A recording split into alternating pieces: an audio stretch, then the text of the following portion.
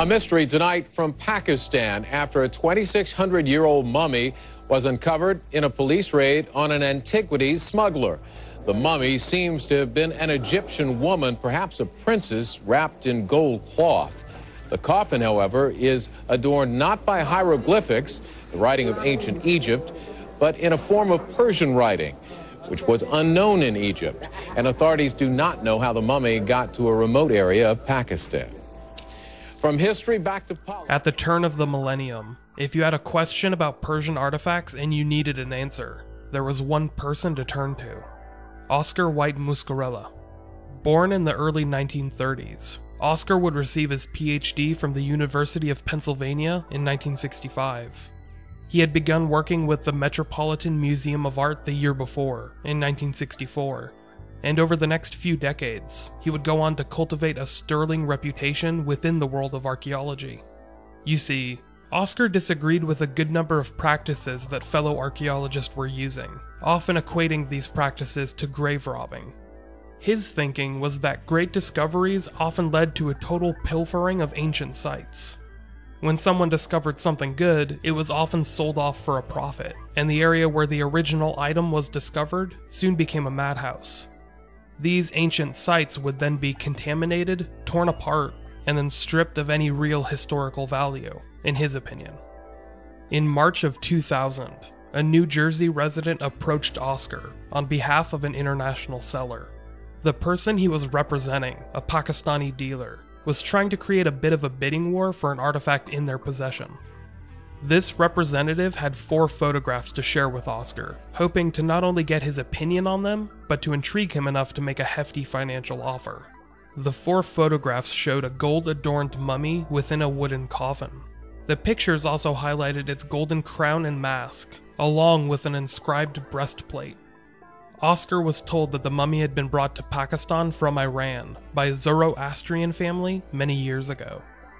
This representative then told Oscar that the mummy was not just a far-off member of a royal family, but the daughter of the legendary Persian king Xerxes.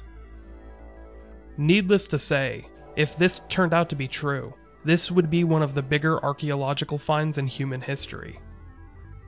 Oscar was given the option to make an offer on the artifact, but the purchase would be in the millions of dollars. He needed to perform his due diligence, and he would need to get samples tested, lay eyes upon the artifact, etc. As he began to obtain samples and send them in for testing, the story would continue to evolve. You see, the seller of the artifact would continue to try and cultivate potential buyers, which eventually put them on the radar of their own local authorities. Pretty soon, this artifact, the mummified remains of what appeared to be one of history's lesser-known royal family members, would find itself threatening international relationships.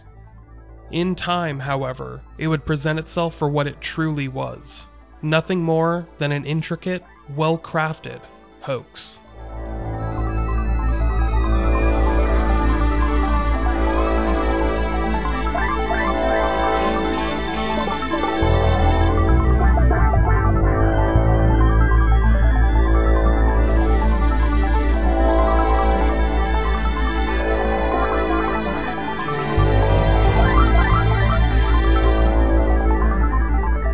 On October 19, 2000, roughly 7 months after the 4 photographs were shown to Oscar White Muscarella, Pakistani authorities were alerted to a mummy having been discovered in Karachi.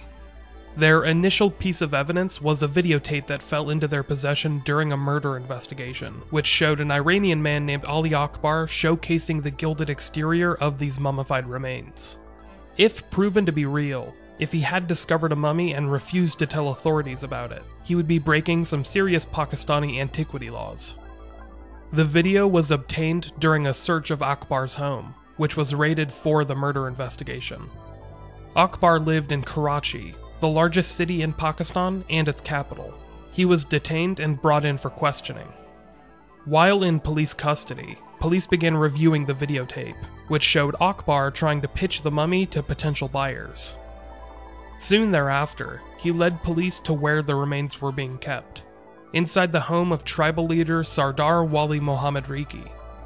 Riki lived in Quetta, the capital of the southwestern Pakistani province Balochistan, which borders both Iran and Afghanistan. He was a camel breeder and the head of a very prominent tribe.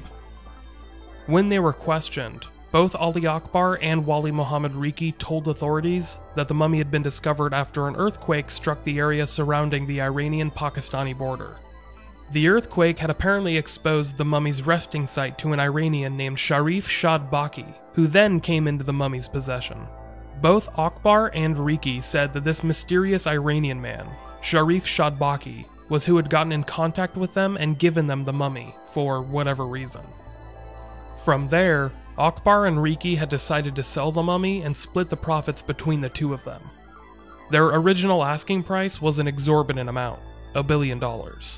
But they had then reached out to contacts overseas who began distributing pictures and evidence for any potential buyers. Riqi told investigators that a representative of an anonymous foreign buyer had offered 60 million rupees for the mummy, an amount that roughly translates to $1.1 million. This was well below their asking price at the time, but it was a sizable offer nonetheless. Perhaps this is why, almost a year after reaching out to their foreign contacts, they were still trying to cultivate a market for this artifact.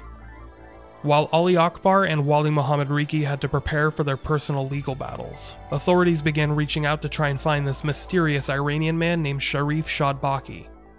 They would be unable to find him, and he has remained unidentified in the nearly 2 decades since.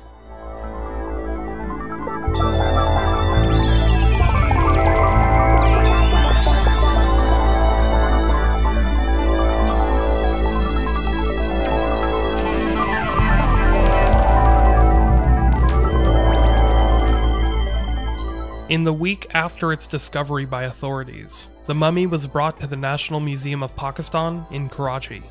Having been found in the home of Wali Muhammad Riqi, the mummy was contained inside a wooden coffin approximately 196 centimeters in length and 56 centimeters wide. That's around 6.5 feet long and less than 2 feet wide, making it relatively small for a final resting place. Ahmed Hassandani, a Pakistani archaeologist who was also an expert in the region's history, was sent up from a nearby university in Islamabad to view the mummy. On October 26th, he spoke publicly about the mummy for the first time. The security arrangements are very comprehensive. We have detailed the DSP exclusively for the security of the mummy. There's a specific guard in uniform and there are plainclothesmen deployed. We are taking every precaution to ensure that no item from the mummy is pilfered.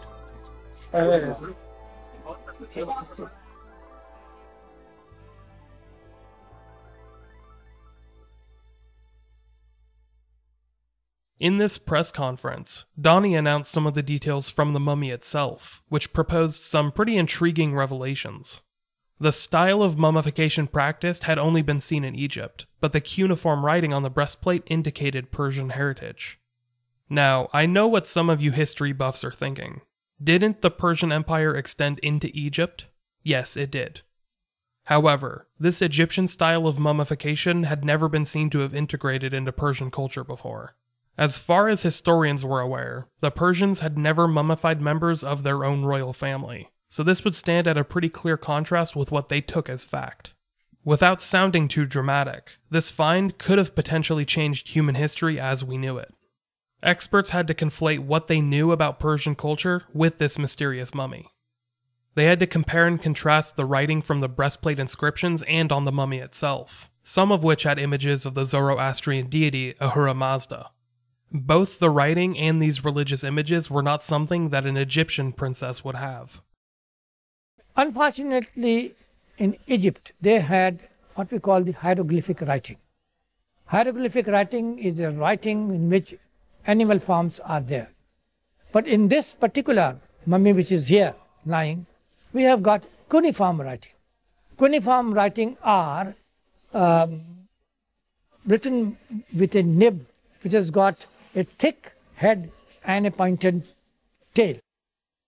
This type of writing was not known in Egypt at all, at least was not used by the Egyptians. The remains of the mummy rested atop a mat coated with a mixture of wax and honey, and the stone slab which covered the wooden coffin contained some additional cuneiform inscriptions. As they started to translate these inscriptions, they believed that the name of the mummy could have been either Kor-ul-Gayan or Tundal-Gayan, the potential daughter of Kurush-ul-Kabir, the first ruler of Persia's Kamam-ul-Nishiyan dynasty. However, the experts also theorized, based on the style of mummification, that this could have been an unknown Egyptian princess who had married a Persian prince during the reign of Cyrus I. They came upon this theory as a way to tie together both the Egyptian mummification and the Persian inscriptions, several of which happen to match up with writings from this time period of approximately 600 BC. The National Museum of Pakistan curator Ozma Ibrahim suggested that this mummy could have been looted from a tomb in the Hamada region of western Iran, or the southwestern Pakistani area of Quran. I know I just fired off a lot of names at you, some of which I undoubtedly mispronounced. However, I just wanted to sink in how excited archaeologists and historians were about this find. It was proposing new ideas and theories about this mysterious time period, as experts were becoming more and more convinced that this mummy, whoever she was about 2,600 years old. However, as they tried to figure this all out, a legal battle was preparing behind the scenes over who technically owned this game-changing piece of history.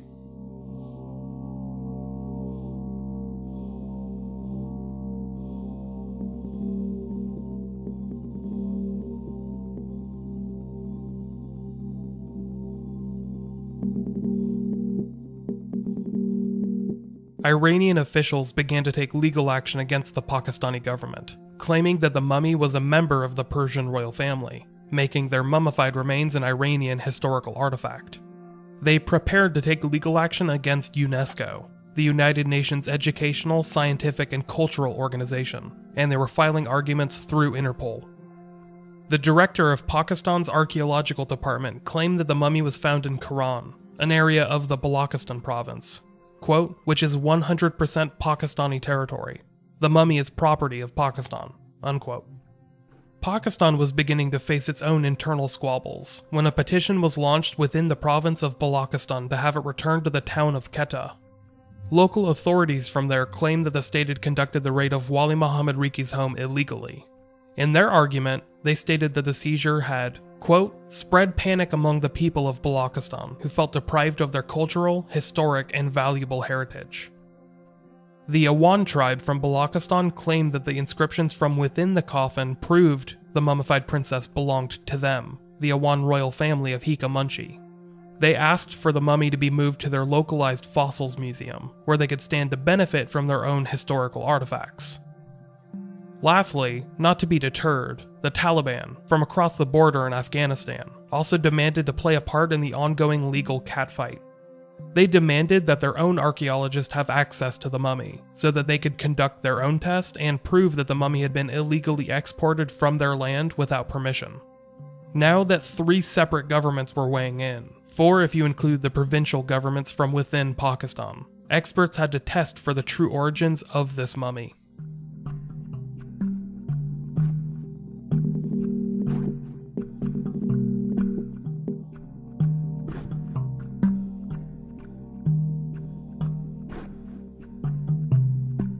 The mummified remains were being kept under guard in the Pakistani National Museum in Karachi, but the curators there were beginning to experience some issues. No company would provide insurance for the mummy until its legitimacy was proven. Ahmed Hassandani, the archaeologist and historical expert who had come to oversee the examination of the remains, was insistent upon the mummy being of Egyptian origins. He pointed out that mummification was not practiced in either Iran or Iraq, and had theorized that the cuneiform inscriptions on the breastplate and the coffin could have been added by smugglers after the body was exported from Egypt. After these claims were made public, Iranian officials fired back at Dani. They stated that an Italian archaeologist they had consulted, and who had done translations of the inscriptions for them, confirmed that the mummy was a member of the Persian royal family. That Italian archaeologist, Lorenzo Constantini, denied any claims that he had said such a thing. Quote, I shortly talked on the telephone with an Iranian woman of the Iran office at Rome. During the talk, I told her that the name of Xerxes was mentioned in the coffin's inscriptions. She asked, who's he? This small comment reveals the degree of knowledge of the person I was speaking to. Despite the pettiness of this whole ordeal, in which historians, archaeologists, and legal experts were engaged in a public war of words with one another. This argument was bringing forth a good number of questions. Namely, why would a Persian royal family member, a follower of Zoroastrianism, be mummified? Mummification was an Egyptian standard, and the only evidence suggesting that Persians had ever mummified their dead came from a passage written by Greek historian Herodotus. In this passage, he wrote about Persians embalming their dead in wax and resin, having learned about this when visiting the sarcophagus of Cyrus the Great, also known as Cyrus II, who lived in the 6th century BC, potentially around the same time period as this mummy. Could any other Persian royal family members have been buried in such a manner? It was an interesting notion, which, again, seemed poised to redefine what historians knew of Persian culture and their diplomatic ties to the Egyptians. At around this time period, Oscar White Muscarella found himself in the story once again. Oscar is the archaeologist I told you about in the introduction of the episode, who had been shown photographs of the mummified remains back in March of 2000, months before the official announcement from the National Museum of Pakistan. During that time period, Oscar had come to his own professional theory, that the mummy was a fake.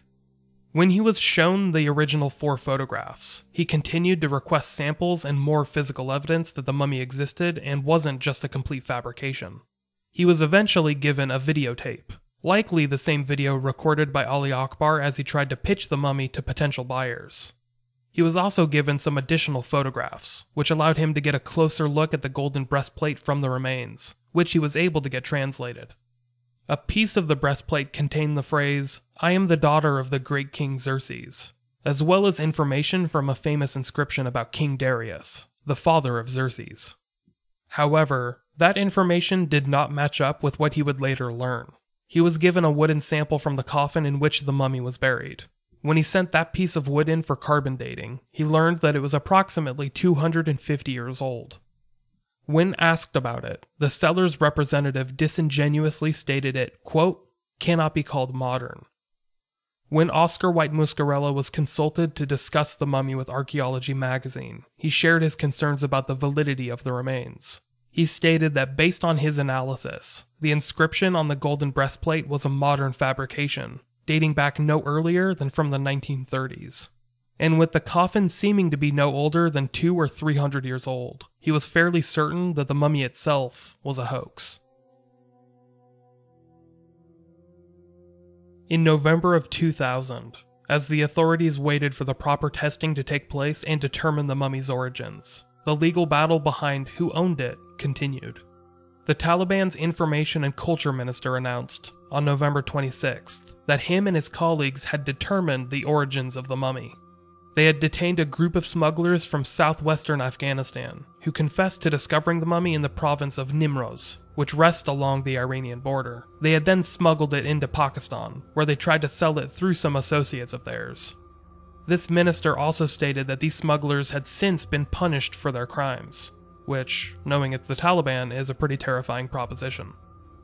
On November 28th, Pakistani customs officials seized a cache of 12th through 16th century Balochi jewelry, valued at over $10 million. The shipment, which was being sent from the city of Quetta and headed for Karachi, was being smuggled in preparation for shipment abroad to black market dealers. 2 days later, on November 30th, advocate Khalid Ahmed from a high court in Balochistan publicly slammed Pakistani authorities for removing the mummy from the city of Quetta. He called the National Museum archaeologist inept, insisting that, quote, any professional archaeologist could prove that the mummy was excavated from the ancient remains of Galuga, which had been in the Quran district once upon a time. In December, experts were finally able to learn a little bit more information about the woman from within the artifact they were currently squabbling over. A CT scan indicated that the woman had been 20 to 21 years old, and that her death may have come from a broken spine. This is where the fractures from within the story began to be found. After learning a little bit about the woman herself, and the means by which she had died, authorities began to theorize that this was no simple mummy.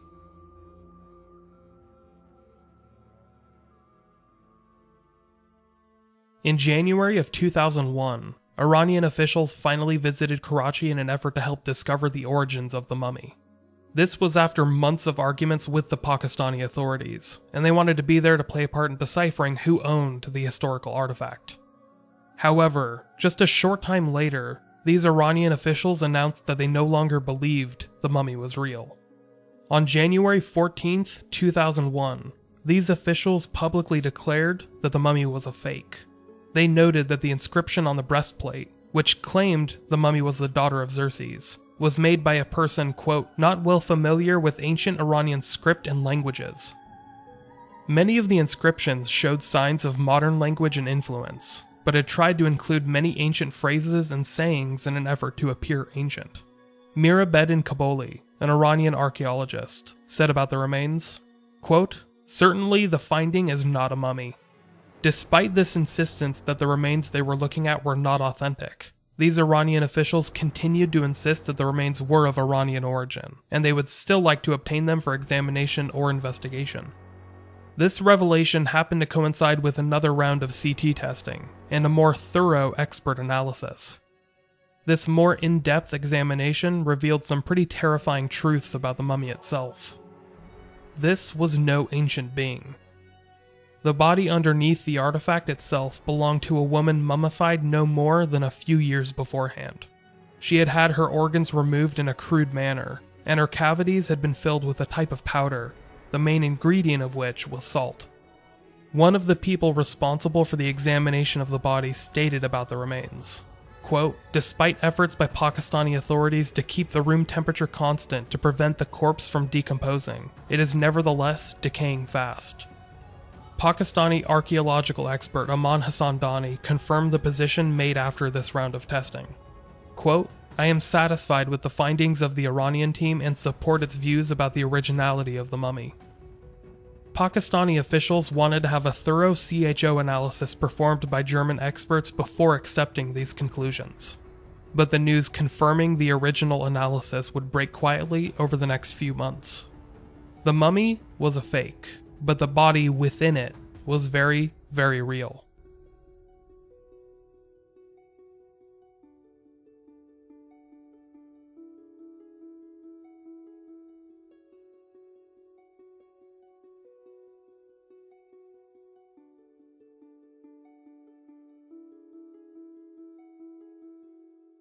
In April of 2001, a curator at the National Museum of Pakistan, Asma Ibrahim, issued an 11-page report declaring the mummy a fraud.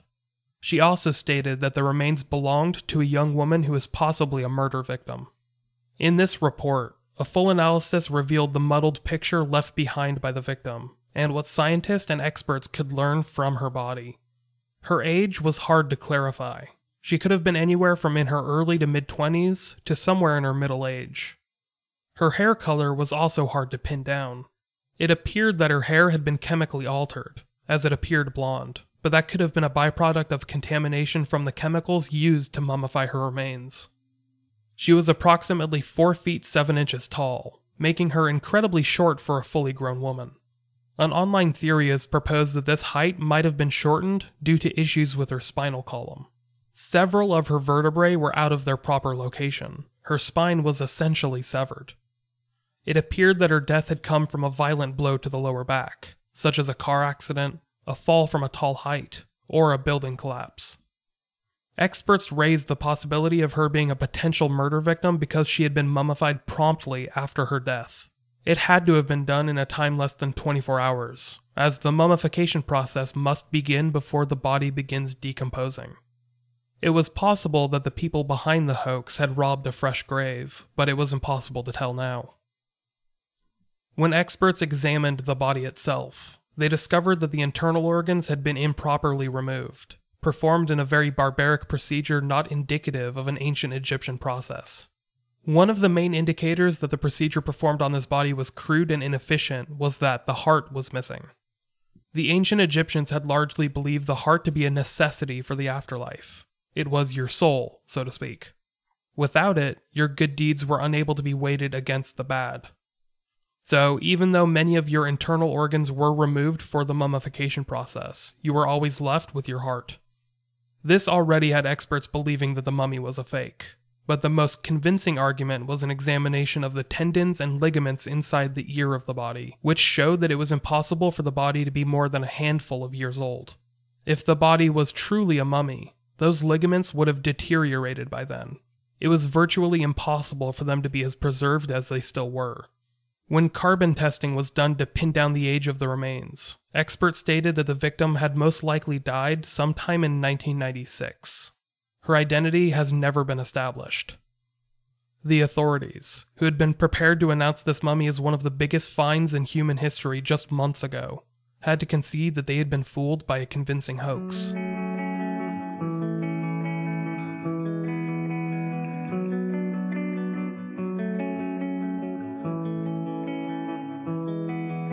Sardar Wali Muhammad Riki and Ali Akbar were each charged with violating Pakistan's Antiquity Act, a conviction that usually carries a 10-year prison sentence. Sharif Shadbaki, the Iranian man they claimed had discovered the remains after an earthquake, has remained at large in the years since. The person who provided the photos to archaeologist Oscar White Muscarella was later identified as Aminullah Rigi, an Iranian who worked in New Jersey. He likely had no involvement in the hoax, acting only as a representative to meet with potential buyers. There have been several theories about the effort it took to create such a fake.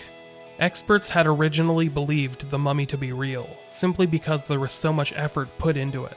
There had likely been someone who made the coffin, and made it look like it was over 2,000 years old.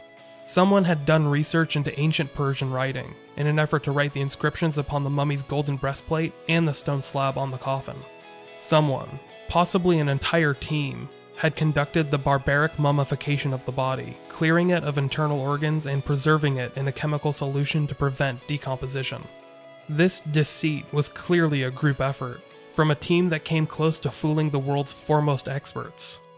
If Pakistani authorities had never stumbled upon the original videotape in Karachi, the one made by Ali Akbar, the people behind this fabrication would have likely made millions of dollars. Since this fake was exposed in the early half of 2001, authorities have revealed that 2 similar hoaxes have been revealed to them. However, who's to say that there aren't many more of these fabrications out there on the black market? It's possible that there are several such fakes circulating out there as we speak. Unnamed bodies of men and women being trafficked as something else. Something ancient and appealing. As for this body, this so-called Persian princess, there is, sadly, no happy ending. Her identity has never been discovered. She has remained a mystery in the nearly 20 years since her discovery. She was a young, short woman who met her death sometime in 1996, experts believe, having died of a broken spine. After she was revealed to not have any historical significance, the various nations and organizations that had once fought over the rights to simply house her dropped all interest. This poor, unidentified woman, who had likely been murdered or had her grave desecrated by a group hoping to expose her body for profit, was abandoned by all suitors. The Edhi Foundation, a Pakistani non-profit whose primary purpose is providing social welfare to those in need, agreed to store the remains as they prepared for a funeral service. This happened in approximately 2002, and the next few years would see the foundation struggle to wade through legal waters as they planned to perform the last rites and simply bury the body. In 2005, an Edhi Foundation spokesman spoke about the remains, stating, quote, "No one is interested in it anymore. It has cost us hundreds of thousands of rupees over the past 3 years just to keep it in our mortuary." After years of debate, the body of the mysterious young woman was finally put to rest in early 2008. In the decades since, little else has been learned about her, and it's very likely that the people who perpetrated this hoax will never be found.